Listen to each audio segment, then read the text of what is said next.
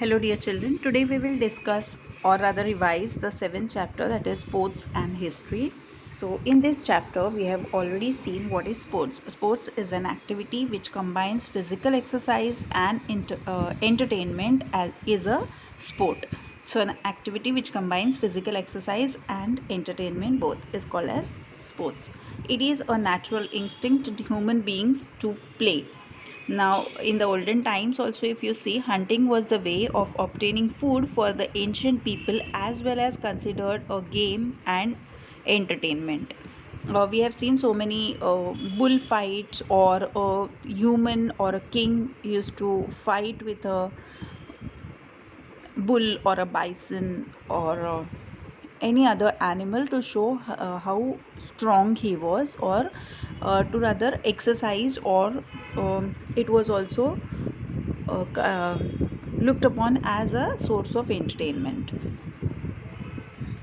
Also, we have seen that horse and chariot races, then chess, wrestling games of dice, that is Dyut, are the games which find a place in ancient Indian literary texts and epics. So, in the ancient history of India, also we find the references of these sports which were being practiced, or which were like played of for entertainment and exercise by different during the rule of different kings. We find this mention of these sports, many of these sports in the Ramayana and Mahabharata epics also.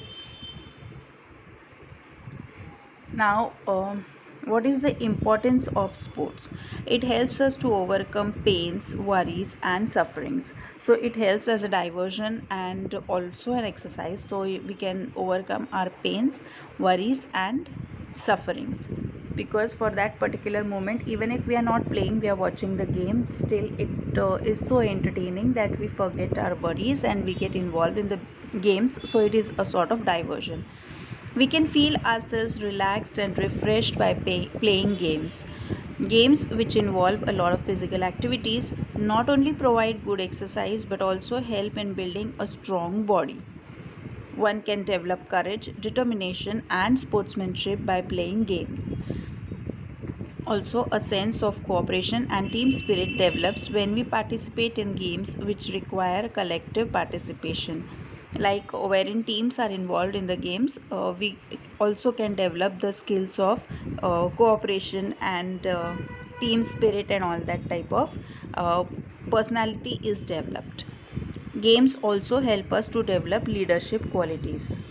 Now, the captains of the teams have the leadership qualities, or rather, the leadership qualities are developed in them more, and so they take the lead, or they take the leadership. We have also seen in this chapter that there are basically two types of sports, like indoor sports and outdoor sports. Then in indoor sports, are these games are played within a closed environment by sitting at one place, and some of the indoor games are like chess, card games, then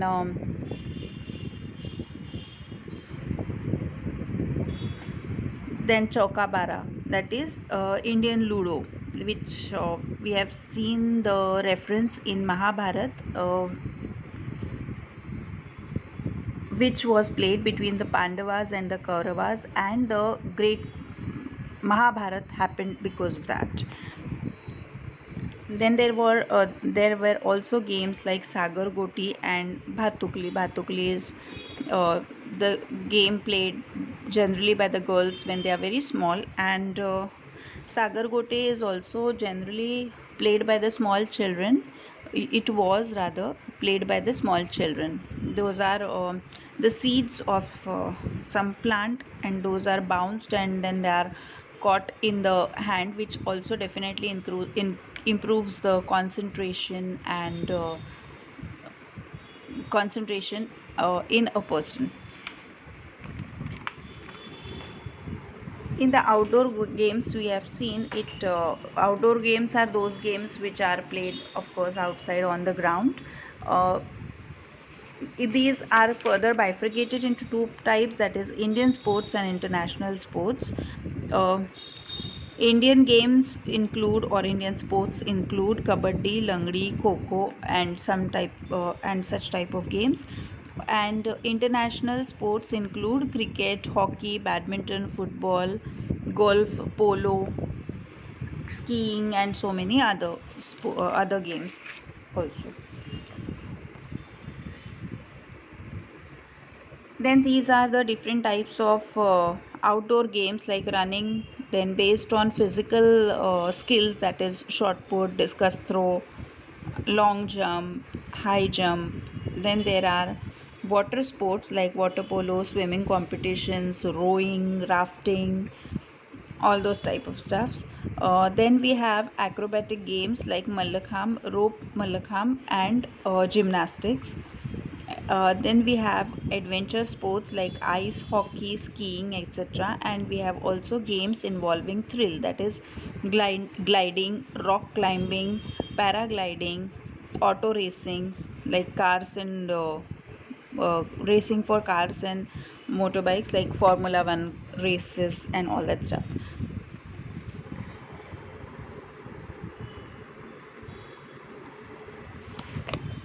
When we have seen that there are so much of importance of sports, of course these sports are not only beneficial or so widely and commonly practiced in India, but it is done so in all the parts of the world. And therefore, eventually, with the evolution and with the globalization, even the section of sports was no exception to the globalization, and therefore, sports were also globalized. Globalization of sports means these sports were played on international levels. So international matches of different sports like cricket, football, lawn tennis can be watched in any corner of the world because of live telecast on television. So playing internationally or representing our country in the other with and compete with the other countries is not very new, or it is not like very modern thing. But then this was quite frequently done earlier also, but now the frequency and the platform has increased to a very larger extent. But this also involves the visualization or the participation in the game as a spectator. And so because of television and so much of other development, we can watch any matches on the television. Citizens of the non-participant countries watch and enjoy these matches too. So if it is a match between New Zealand and Australia, we can, sitting in India, we can definitely watch that match if we are interested in. So a country who's not participating can also watch those matches. The process of globalization influenced the field of sports in the 20th and 21st century, and fans changed the entire structure of sports economy forever. Fans watched the matches for entertainment, aspiring players to learn more.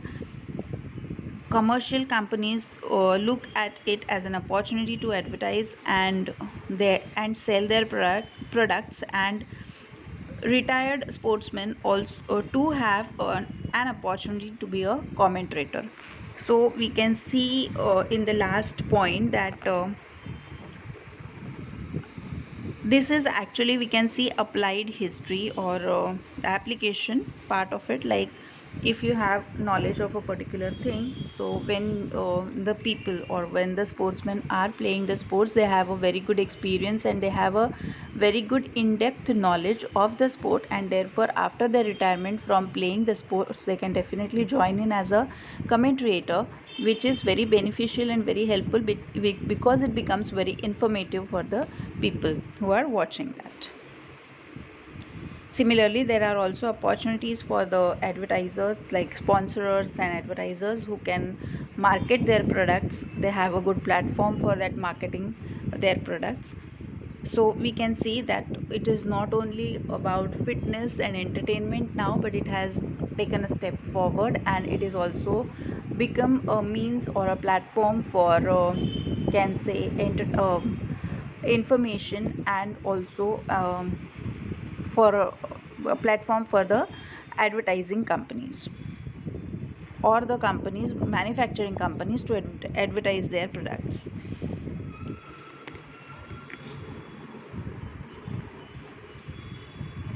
Games, materials, and toys. Equipment which are meant for entertainment and education of children are called toys. So the equipments which are used for entertainment, those are called as the toys. Clay toys were discovered, and in the archaeological excavations, these toys were made earlier by hand or using molds. So when these remains of these toys were extracted from during the excavations of the archaeological department or by the archaeological people, they found that earlier in the, if we relate it to the ancient history, the it was made of either made by hand or it was made using the molds. So ancient Indian literature has a mention about dolls. So in the literature also the dolls were mentioned, so we can say that in the ancient Indian literature or the ancient Indian history also dolls were there.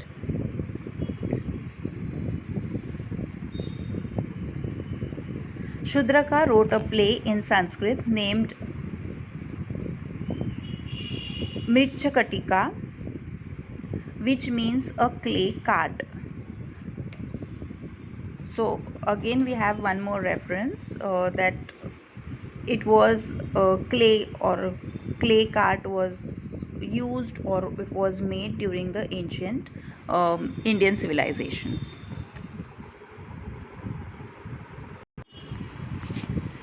So children, as you are aware that this year the history is more into, this year or rather the new portion of history is uh, more focuses on the application part of the history. So that is how we are going to see how toys and history are related. So toys give us an idea about the development of history and technology.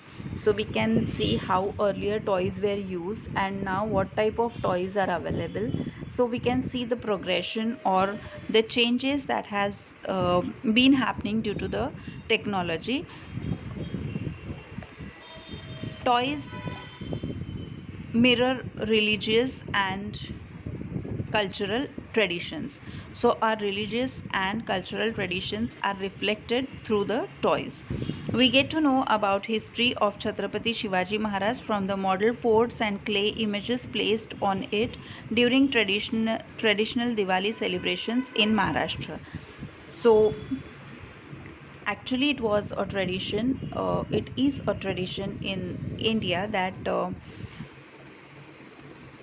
it would be more better to call it as a tradition in Maharashtra, that after Dasera or during the Dasera, in the olden times, the children used to make clay forts in front of their houses, and by the time of Diwali, it used to be ready, and that symbolizes or that gives us the that helps us to know more about history, because when we used to construct those or when we used to make those forts, it was very important to get all the information, collect all the informations related to that particular fort, and therefore when we used to make those forts and the clay images out of it, the knowledge of history was very important.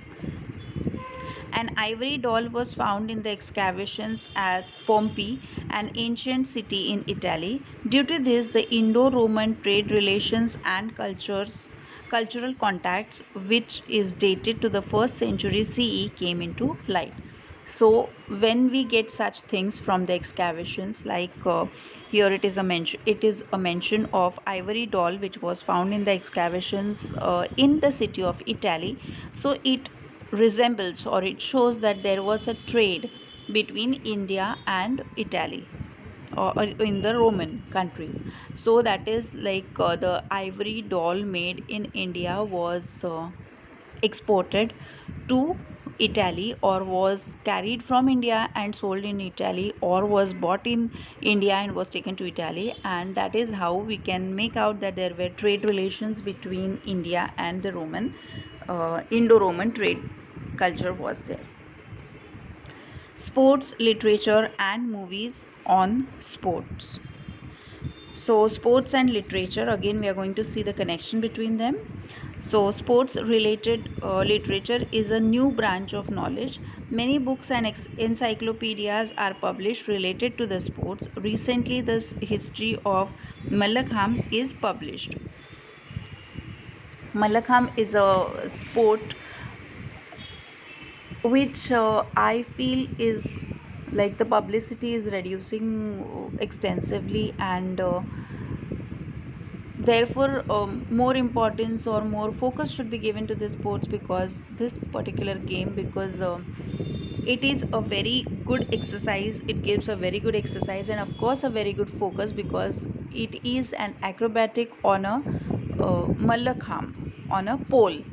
So it definitely involves a lot of concentration, a grip on your body and of course flexibility. So it is one of the very good sports, and therefore it should be definitely given importance. And with this view, it was a literature was published related to this sport. Sports magazines like Shatkar was published in English and Marathi.